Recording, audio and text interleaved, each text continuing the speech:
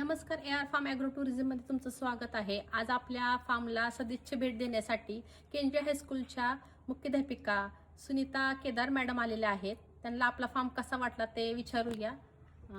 नमस्कार मॅडम, तुमचं स्वागत आहे आमच्या AR फार्म ॲग्रो टुरिझममध्ये. धन्यवाद मॅडम.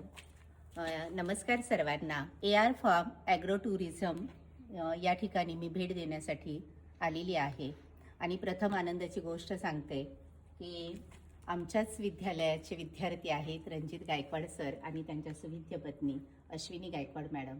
असं म्हणतात की ग्रामीण भागातली मुलं शहराकडे आल्यानंतर त्यांची गावाच्या मातीशी नाळ तुटली आहे, पण मला या ठिकाणी वेगळंच चित्र अनुभवायला मिळालं की ग्रामीण भागामध्ये आई वडील शेतामध्ये राबत असताना सुद्धा त्यांच्यावर जे हे मातीचे संस्कार झालेले आहेत आणि ते मातीचं देणं लागतं.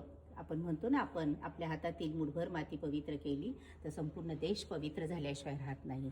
आणि तेच चित्र या ठिकाणी संपूर्ण 3 एकरामध्ये त्यांनी फुलवलेली ही बाग मला पाहायला मिळाली. त्याच्यामध्ये विविध प्रकारची फुलं आहेत, फळझाडं आहेत आणि वेगवेगळ्या देशातून त्यांनी ती रोपटी आणलेली आहेत. त्याचं सुंदर असं संगोपन केलेलं आहे आणि आपण म्हणतो पर्यावरणाचा ऱ्हास होत आहे, पण हे निसर्गाचं सौंदर्य पाहिल्यानंतर असं वाटतं नाही, निसर्गाचा ऱ्हास होत नाही, तर हे दाम्पत्य आपल्याला निसर्गाकडे चला हा संदेश या ठिकाणी देत आहेत. आणि मला असं वाटतं की सरसरम्य रसाळ वनांबरा हरित रंग मुरंग दिसे बरा दिसतसे रमणीय वसुंधरा हा नूतन पल्लव तरू साचिरा.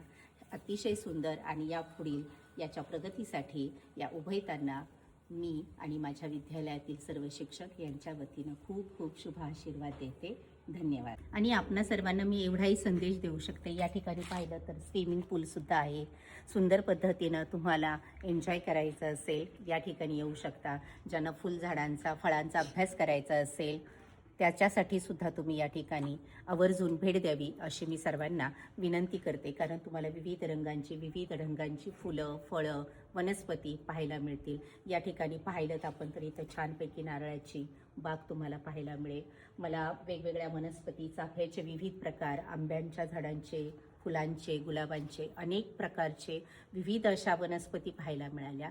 याचा निसर्गाचा अभ्यास करत असताना सुद्धा आयुर्वेदाचा अभ्यास असेल किंवा आपण निसर्गाचं संगोपन कसं करावं हे जर पाहायचं असेल तर आपण निश्चितपणे या बदलापूर या ठिकाणी हे आहे त्या ठिकाणी आपण सदिच्छा भेट द्यावी अशी ही आग्रहाची विनंती. धन्यवाद सर्वांना. धन्यवाद मॅडम, तुम्ही आलात आणि सदिच्छा भेट दिली त्याबद्दल.